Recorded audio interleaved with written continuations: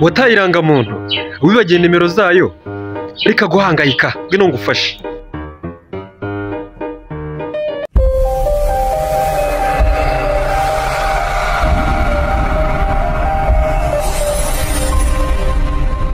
Subscribe me. Komere cyane.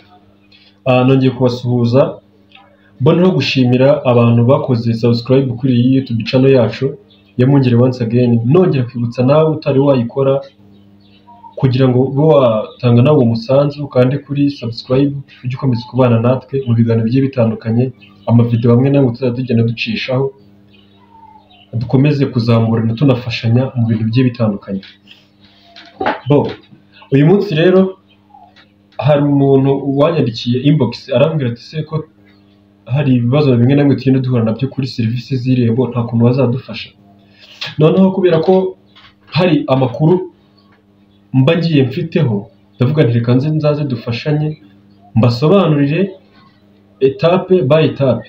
Uyu munsi rero nkaba naje nje kubasobanurira ku bijyanye n'umuntu waba warataye irangamuntu ariko akaba adafite amakuru y'ukuntu yabigenza, kuko hari umuntu utirangamuntu akaba nta nimero zayo afite, ugasanga nta hantu yigeze kuzandika, akabaho nk'igihe kinini yarabuze irangamuntu ye. Iki gihe rero nicyo kugira ngo ubane natwe, ukande kuri subscribe, duhe na like na comment yanyu bikenewe, hanyuma mubane nanjye ngiye kubasobanuriraho ku muntu wataye irangamuntu akayita ariko yaribagiye nimero zayo cyangwa se nta hantu yazanditse. Iyo wataye irangamuntu rero ni ibintu byoroshye. Hari igihe usanga nyine umuntu aba atabizi koko, ariko ko ntabwo warenganya umuntu, hari amakuru amwe n'amwe umuntu aba adafite. Ku muntu wataye irangamuntu, iyo wataye irangamuntu ariko ukaba nta nimero zayo wari ufite cyangwa se nta hantu wazanditse, ikintu cya mbere ukora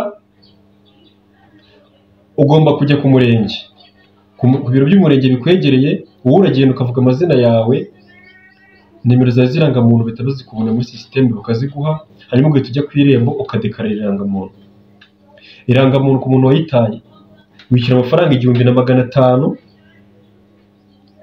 ku Irembo, hanyuma hari akamesaje uba kuri telefone yawe ugahita ukajyana kuri RIB y'ahantu wifuza ko irangamuntu yawe izasohokera. Tuvuge wenda ntabwo ari ngombwa nimba arafatira irangamuntu wenda tuvuge muri Nyamasheke, Ngororero, Rutsiro n'ahandi, ntabwo ari ngombwa ngo nimba warayitaye ngo ugire gusubira Ngororero kugira ufate irangamuntu. Umurenge wose waba urimo yo wataye irangamuntu, wowe uragenda ukadekarira ku Irembo, bakaguha akamesaje kakajyana kuri RIB bakagushyira muri system nk'umuntu wataye irangamuntu ukeneye kuyifata bwa kabiri. Kuri RIB naho hari akamesaje baguha, bagahita bavuga ngo bwakajyane ku Irembo wishyure, utegereze ukwezi kumwe irangamuntu yawe izaba yasohotse. Nibyo koko nyuma y'ukwezi kumwe irangamuntu iba yasohotse. Aho rero hari ku muntu ushaka gufata irangamuntu ye ya kabiri. None tugaruka ku muntu wenda ushaka icyemezo gisimbura irangamuntu. Icyemezo gisimbura irangamuntu ukuntu bigendera nabwo ni ukuzana izo nimero bavanye ku murenge ukazizana ku Irembo bakagufasha. Nuhagera umwagent w'Irembo azagusobanurira agufashe. Rero uwakoze kubana nanjye, nimba ari ikintu nifuza gukurikirana ku Irembo, watwandikira muri comment kandi subscribe na share. Urakoze cyane. Mungire once again.